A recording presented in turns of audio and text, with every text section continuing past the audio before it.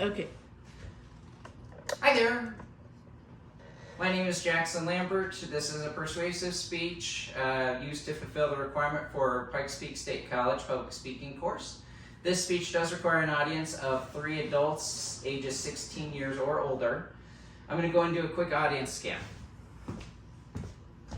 On the far left is Joanne, in the middle is Brianna, and on the far right is Jessica. Now, they've all agreed to be in this video, and they do understand that this will be submitted to YouTube for further evaluation. Good evening, everyone. My name is Jackson Lambert. I'm going to take a few moments to explain how homeschooling may be a more viable option to maintain student educational growth.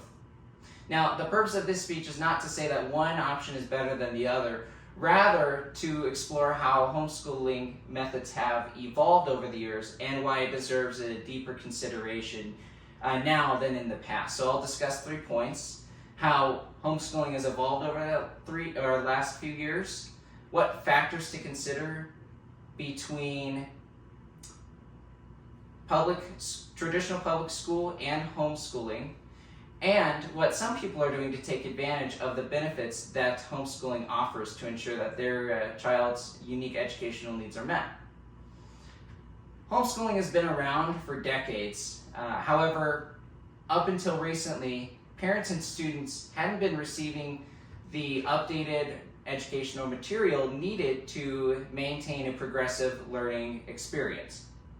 So the Coalition of Responsible Home Educators exists to create a framework for parents, educators, and government bodies to understand their responsibilities and to influence change in the homeschool curriculum nationwide to ensure that students are on target with the academic goals and outlines set forth by their local, state, and federal guidelines. Leaders in the 1980s and 1990s had a heavy focus in ensuring that students were receiving well-rounded education and ensuring that their personal and religious values were at the forefront of their education. CRHE continues to work with government bodies to provide appropriate funding and academic support to private and public education systems. Adopters in the 1970s of the idea of homeschooling and current advocates of homeschooling do believe that parents do need to make some considerations before opting into homeschooling for their children. So parents should assess their child's ability to navigate unfamiliar social interactions within their educational environment. A large-scale study in Europe had actually shown that students' social interaction in homeschooling had negatively been impacted. Lisa Thorell, a researcher for this study, concluded that while there was a negative impact, it did allow schools to do deeper evaluations as to what their educational standards were with their curriculum and allow deeper exploration into more engaging homeschool curriculums. Now, systemic racial discrimination and segregation, while we have seen changes over time, these problems continue to trickle into the educational environment. So parents need to consider, especially those with children of color, need to consider how opting into a homeschool environment is going to affect their child as well as their culture.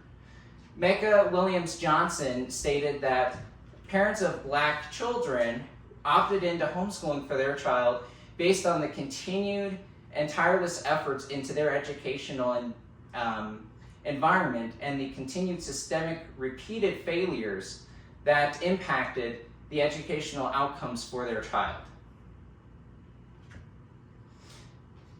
At the height of 2020, a therapy clinic converted their entire clinic into a pod school. This allowed that clinic to service their employees and their families while they were restructuring their entire clinic to be online, right?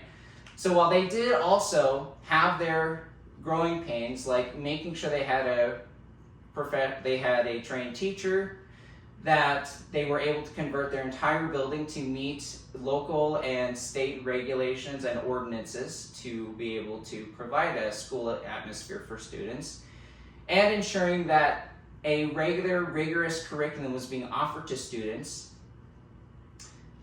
The Funshine Pod School is actually thriving today with over 25 students.